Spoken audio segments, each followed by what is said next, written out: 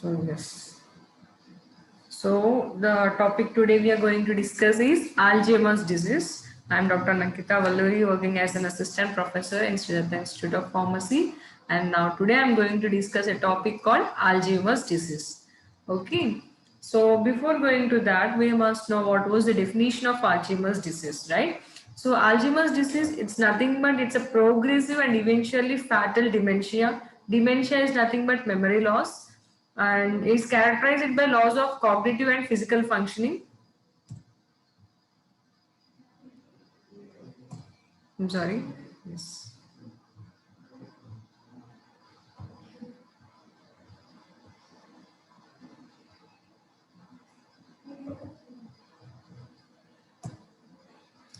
Commonly with behavioral symptoms. So it is nothing but it's a progressive and eventually fatal dementia. Dementia is nothing but memory loss and is characterized by loss of cognitive means memory, cognitive and physical functioning, and commonly with behavioral symptoms. That means there will be differences in the changes in the behavior can be identified.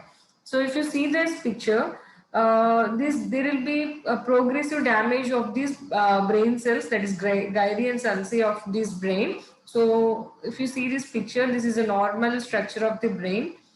So here the memory part will be under this coordination, under this region will be under coordinated, and in Alzheimer's disease what will happen, there will be degeneration of this region. So because of that there will be memory loss can be seen eventually and progressively. Okay, there are four different stages of Alzheimer's disease. If it is like mild, in the first stage there will be mild cognitive impairment.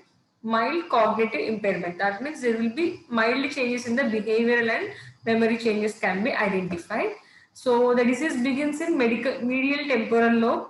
So the temporal lobe of the brain, this disease will be started, and initially the symptoms will be like short-term memory loss. Short-term memory loss will be there in the first stage, and then second stage, that is mild Alzheimer's disease. Here the duration is 2 years.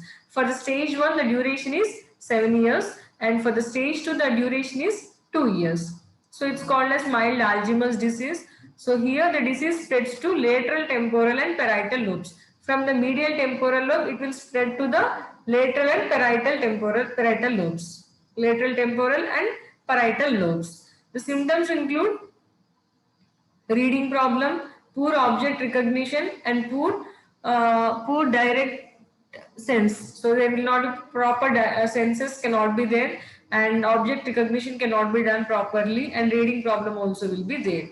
This is for 2 years. And then the stage 3 is moderate Alzheimer's disease. Here the duration is also 2 years. The disease spreads to frontal lobe. So first it is medial temporal lobe, later next is lateral temporal lobe and parietal lobe, and third stage it will spread to this frontal lobe. So the symptoms include reading problem, poor object recognition, and poor direct sense. And then fourth stage is severe impairment. Here the disease duration is for 2 years. The disease spreads to occipital lobe. Now it will also spread to occipital lobe. The symptoms include visual problems. Generally in the brain, occipital lobe, temporal lobe, parietal lobe, and this lateral frontal lobe.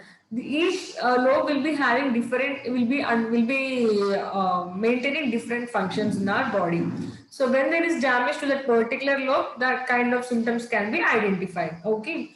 So in the first stage, it will affect this medial temporal lobe. Second, lateral temporal and parietal lobe. Third is frontal.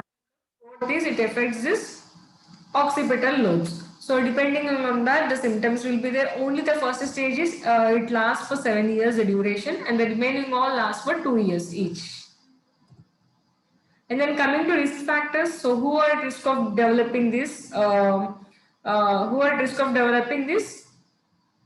Alzheimer's disease? Age. So as the age progresses, there will be neuronal damage. So the damage of these neurons also will be progressive. So because of that age and decreased reserve capacity of the brain, reserve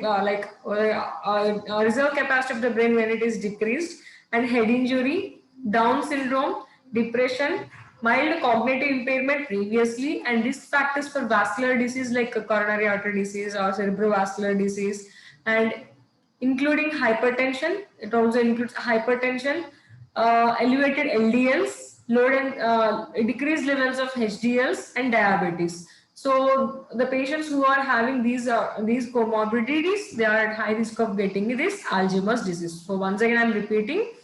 So first is age, decreased reserve capacity of this brain, head injury, Down syndrome, depression, previously history of cognitive impairment, vascular diseases like hypertension, diabetes, elevated LDLs, decreased HDLs, and so who are having any of these, they are at risk of getting this Alzheimer's disease. So here, being older than 65 years, family history of the disease, inheriting genes for the disease from the parents. If the parents are having this Alzheimer's disease, then you are at risk of getting this.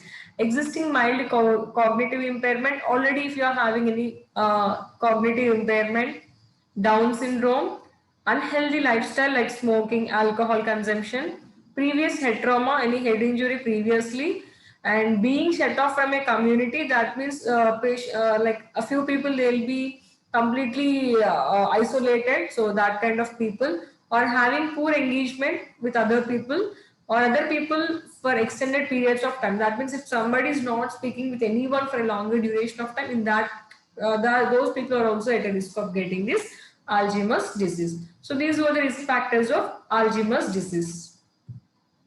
And then coming to pathophysiology, so it is inherited forms of 80 or fewer than 1% of cases. That means from parents to children, the inheritance rate is like very much less, like 1% of the cases only can be identified.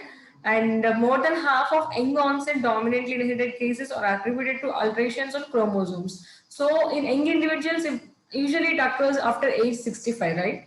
But if it occurs in the age below 25 or in the range of 25 years or in the young individuals, in that conditions, what we have found out is there was changes in the alterations on chromosomes 1, 14 and 21. So if you identify those young onset of Alzheimer's disease cases, it was found to be that there are some alterations on chromosomes 1, 14 and 21. So because of that genetical changes or alterations on these chromosomes, they are at risk of getting this Alzheimer's disease.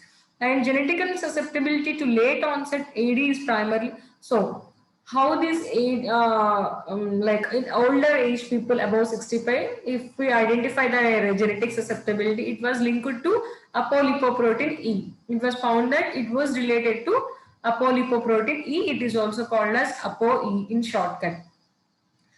Genotype, there are some changes in this ApoE genotype, and also other, not only the single gene, other genetic interactions are also identified, and also environmental factors also play an important role in development of Alzheimer's disease. So the classical sign of identifying this Alzheimer's disease is there will be formation of NFTs. NFT is nothing but neurofibrillary tangles, and also plaque formation. Neurofibrillary tangles and extracellular amyloid plaque formation. Extracellular amyloid plaques and neurofibrillary tangles. If there is any presence of these two things, so that indicates the patient is having this Alzheimer's disease. So this amyloid plaque, where it will be formed? This will be formed in the cortex and medial temporal lobe. So when this plaque were formed, it will cause a degeneration of the surrounding neurons and synapses and causes the atrophy of the brain. So cortical atrophy will be happen, and density of NFTs correlates with severity of dementia. If there is more amount of neurofibrillary tangles, that means there is much severity of dementia will be there. So once again, I am going to repeat that.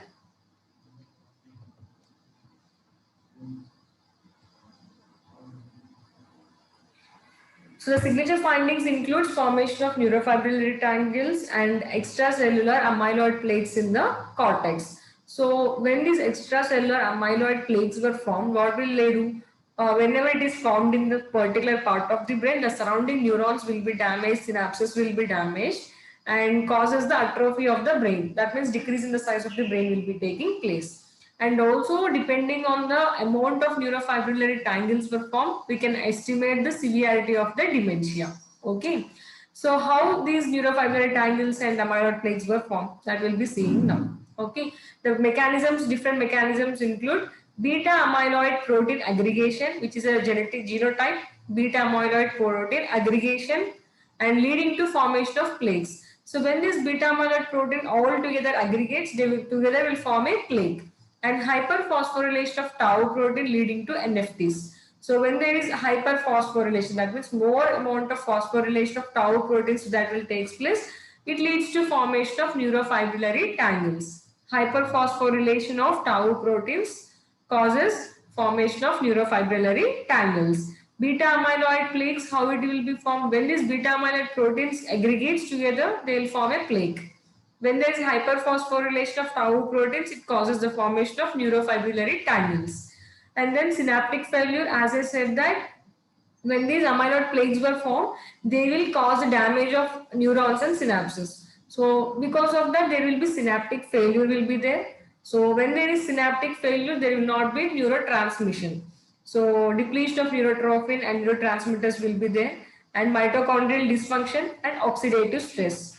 So these were the mechanisms of these changes. And of neurotransmitter deficit, so as I said that because of this damage of this degeneration of these neurons and their synapses, there will not be proper neurotransmission. So what will be lost majorly is loss of cholinergic activity. So cholinergic activity is lost, and it correlates mainly with this Alzheimer's disease severity. Cholinergic cells lose some loss seems to be consequence of AD pathology, not the cause of it. That means decrease in the cholinergic cells does not cause AD, cause Alzheimer's disease, but because of this Alzheimer's disease, due to degeneration of these neurons and synapses, it causes the decrease in the cholinergic activity, right? Generally, in epilepsy or in other diseases, because of these abnormalities in neurotransmissions, the disease will be formed. The disease is acquired. But in case of Alzheimer's disease, due to the damage of these synapses, neurotransmissions will not be there. So because of that, decrease in the cholinergic activity will be there. But decrease in cholinergic activity does not cause Alzheimer's disease. Because of Alzheimer's disease, there will be decrease in the cholinergic activity. And other neurotransmitter considerations include serotonergic neurons of raphe nuclei and adrenergic cells of Broca ceruleus are also lost. MAO-B, that is monoamino oxidase type B, activity is increase in the MAO-B. Glutamate of the pathway, glutamate and the limbic structures were also altered. Excitatory neurotransmitters like glutamate may be neurotoxic. That means their levels were elevated. So this is all about the pathophysiology of Alzheimer's disease. So according to cholinergic hypothesis, there will be decrease in the cholinergic activity, so that there will be decrease in acetylcholinesterase, and because of oxidative stress, it causes free radical formation. So when these free radicals were generated, they cause damage of these tissues and cells, and hyperphosphorylation of tau proteins leads to formation of neurofibrillary tangles, and extracellular deposition of amyloid B causes formation of plaques. And metal ion hypothesis includes metal dyshomeostasis. So because of all these reasons, it causes neuronal loss and atrophy in temporofrontal cortex. Because of this damage, there will be decrease in the size of the brain, especially in the temporal and frontal region of the brain, and neuronal damage will be there. So when these were there, it causes inflammation, a beta plaques, neurofibrillary tangles. All these indicates the Alzheimer's disease. Okay, once again I'm going to repeat this. So first is, in Alzheimer's disease, two things were made, that is NFTs and amyloid plaque. Now, how these NFTs were formed? Due to hyperphosphorylation of tau proteins, then it leads to formation of neurofibrillary tangles. Okay, and then the amount of these neurofibrillary tangles indicates the severity of dementia. Okay, and then amyloid plaques. When this beta amyloid protein gets aggregated and forms, it leads to formation of a plaque. A deposition of this beta amyloid leads to formation of a plaque, that we call it as beta amyloid plaque. And then so because of this extracellular deposition, so because of all these neurofibrillary tangles and amyloid plaque, and also because of any oxidative stress, it causes the liberation of free radicals, and Decrease in the cholinergic activity causes decrease in acetylcholinesterase. So because of all this, what will happen? There will be damage of the neurons. So because of this neuronal damage and synaptic damage, there will not be proper neurotransmission will not be taken place at the same time. The size of the brain also decreases, especially in the temporal region and the frontal region. So this is all about the pathophysiology of Alzheimer's disease. Okay. So if you see this, this is a normal tau protein. In the presence of kinases, it is abnormally hyperphosphorylated. So it undergoes sequestrization, tau polymerization, disassembly of microtubules, tangle formation, axonal flow or transport is abrupted. So because of that, there will be neuronal or synaptic dysfunction will be there because of this formation of these neurofibrillary tangles. So when there is no proper synapses nor synaptic dysfunction is there, there will not be neurotransmission will not be taking place, leading to neuronal death. So when there is neuronal death, it causes dementia. Okay. Normal tau proteins, hyperphosphorylated tau protein, it forms tangles. When these tangles were formed, it caused damage of this neuronal or synaptic dysfunction will be there. Synapses will be damaged, neurons will be damaged. So because of that, it leads to neuronal death. As there is neuronal death, it causes dementia.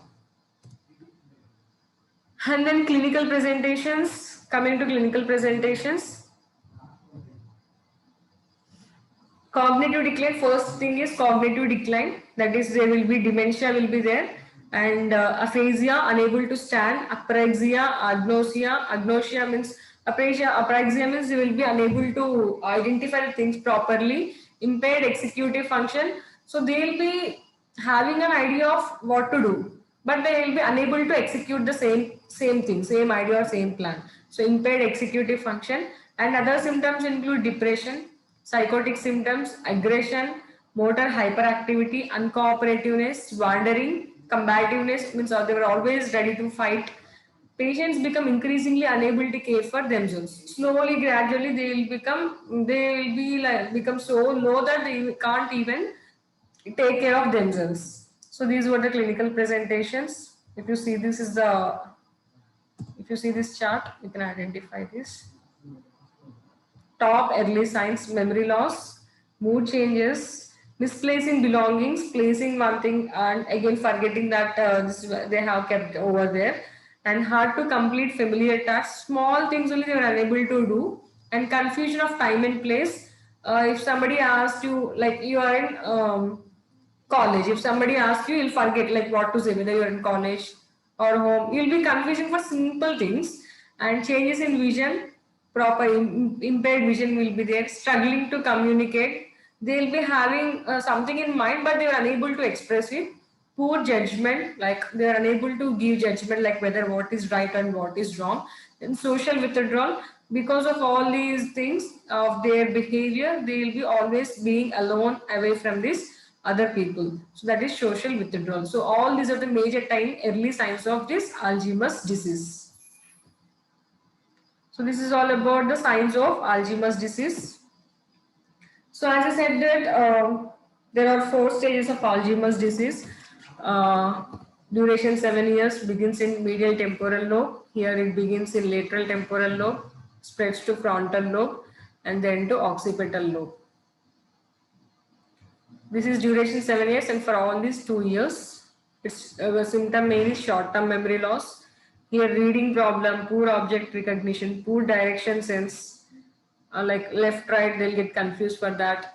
Poor judgment, when there is involvement of frontal lobe, they'll be unable to give judgment. Impulsivity, they'll get aggressive for small things, or they'll get hurt for small things. Short attention, unable to concentrate on things. And when there is damage to this occipital lobe, it causes visual problems. So this was the different stages of Alzheimer's disease. So first is MMSE score, that is mini mental status examination. If the score is like between 26 to 18, that we consider it as mild. If the score is 17 to 10, that is moderate. And if it is 9 to 0, we call it as severe score. And the symptoms will be like a patient in the first stage, the patient has difficulty remembering recent events, Like yesterday, he went to some place function. If you ask him, he'll forget. He's unable to remember the same small things even. And ability to manage finances, like he cannot able to manage these financial things, unable to prepare food, carry out other household activities. All these activities will be decreased. May get lost while driving. So while driving, you are unable to drive. Begins to withdraw from difficult tasks. So whatever the task they'll think like it's very difficult. They'll not give it. They'll not. At least they will not even try to do that task. And to give up hobbies. If they are having any other hobbies, they'll stop doing all those hobbies. May deny memory problems. If you say them that you forgot that, they'll not accept that. They'll deny memory problems. So these were the stages, first stage. And second is patient requires assistance with activities of daily living. So somebody should be always there to take the assistance of them. And frequently disoriented with regard to time.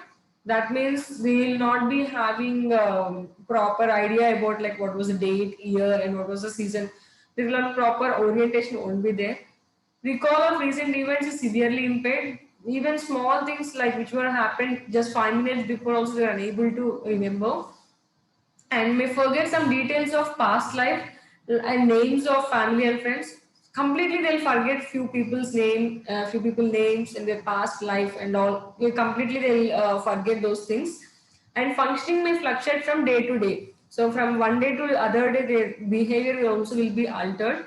And patient generally denies problems, like he'll not accept the problems, may become suspicious or tearful. Even for small things, they'll be always suspicious for that, and without any reason they'll be always crying, and loses ability to drive safely. So they'll start driving, and after some time they may get fear and they'll say that I'll not drive, and we'll be handing it over to some other person. So they'll lose their ability to drive safely.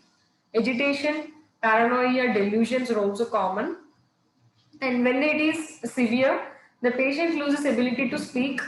They cannot even speak, walk, and feed himself.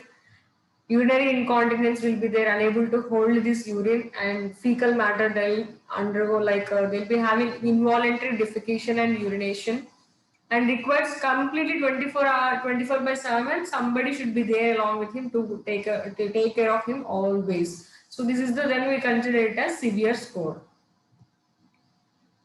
And then stages based on the clinical phase or clinical characteristics. Normal, like everybody, even we will be having some memory issues that will not be considered as Alzheimer's disease. And then forgetfulness, subjective forgetfulness, normal physical examination, and early confusion. At that time, they will be having, when we can say that there is early confusion, when difficulty at work, difficulty in speech, when traveling in unfamiliar areas, detectable by family, subtle memory deficit on examination. So then we call it as early confusion. Late confusion, decreased ability to travel, a decreased ability to count, remember current events. Then we call it as late confusion. Early dementia always needs assistance in choosing clothes because they don't know why. Because yesterday's clothes they may wear today, so somebody should be always there to assist. Disorientation as to time or place, they'll not have proper idea of what was the date of today, what was today's date, what was the time, and when if we are planned to go somewhere by 9:30, they'll not remember that 9:30. The timing will not be identified by them. Decreased recall of names of grandchildren. So as it occurs in old age people, they can't even remember the names of their grandchildren. Middle dementia. So even while eating, toileting, so at that time also somebody should be taking care there because they will be having incontinence and disoriented to time, place, and possibly person. Late dementia, even severe speech loss, they will be unable to talk, even incontinence, because that means they'll forget the few words. Also, they'll forget. Like if it is shared, they won't even remember what was that. So they'll stop speaking. So severe speech loss, incontinence, motor stiffness. So all these things can be identified in the late stages of dementia. And then coming to diagnosis, so first thing is first we have to identify, study the patient carefully. So subjective evidence is very much important. We have to make a clinical diagnosis based on the symptoms, and the history collected from the caregivers is very much important. Same as equal to like the from the patient. and they should have a history and physical examination, laboratory tests like serum B12, folic acid, thyroid test, blood cell count, serum electrolytes, LFT, CT, and MRA. All these were the tests that should be done.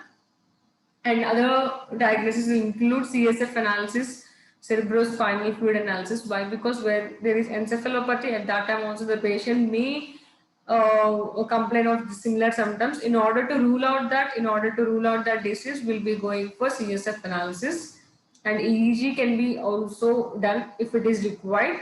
And obtain information on medication use. So we have to collect the information of what was the previous medications he is using, and whether he is having any alcohol or substance abuse, like his social history should be collected properly, and family medical history and history of trauma, like even when it is in childhood also, that also should be collected, depression or head injury. So all this information should be identified. It includes medication use, substance abuse, alcohol use, cigar smoking, family medical history, history of trauma, because sometimes it may be like due to genetic also. That is the reason family history is also very much important. Depression or head injury. So all these were the informations that we have to gather, and rule out medication use. So we have to collect all the medications which the patient is previously using. So in that these medicines should not be there. It includes anticholinergics, sedatives, hypnotics, opioids, antipsychotics, anticonvulsants.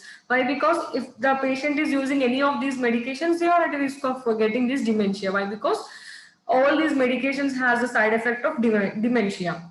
So we have to rule out any medication use it is there. If they are using it for a longer duration, they are at risk of getting this kind of dementia symptoms. So in that conditions, we cannot consider it as Alzheimer's disease. So in order to rule out that, we have to list all the medications the patient is using previously, and then rule out medications that could contribute to delirium. That means delirium, as you all know, that somebody, they will be feeling that somebody is there along with them. So that we call it as delirium. So in order to rule out that, the drugs like digoxin, NSAIDs, histamine receptor antagonists, amiodarone, which is used for arrhythmias, antihypertensives, corticosteroids. If they are using these medications for a longer duration, they are at a risk of getting this delirium. So in that condition, we cannot consider it as Alzheimer's disease. If he is not using any of these medications but still complaining of delirium, then we have to rule out whether it is Alzheimer's or not. And then MMSE score is best used nowadays. The average expected decline should be in an untreated patient is 2 to 4 points per year.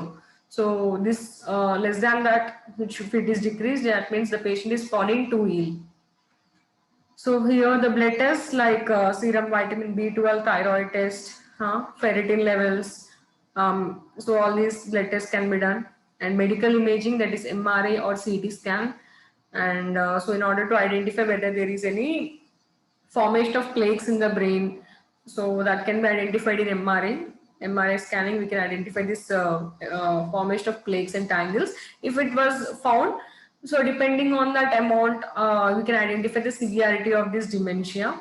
And exercising ways to prevent Alzheimer's disease or slow down its progress. In order to we cannot completely cure this Alzheimer's disease, so we can prevent its progress. So for that, what should we do?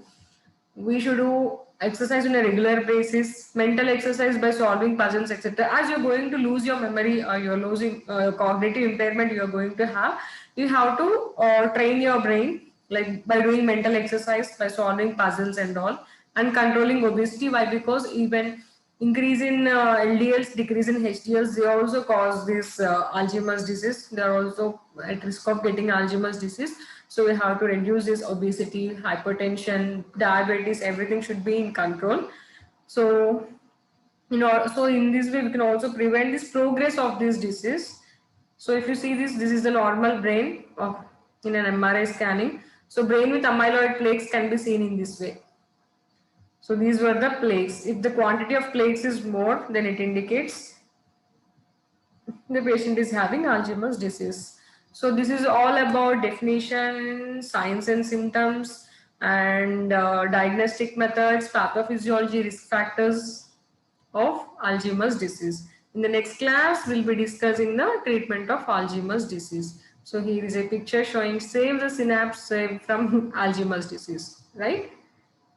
So if you are all going to save your, if it is synapse is not damaged, you will not be having your Alzheimer's disease.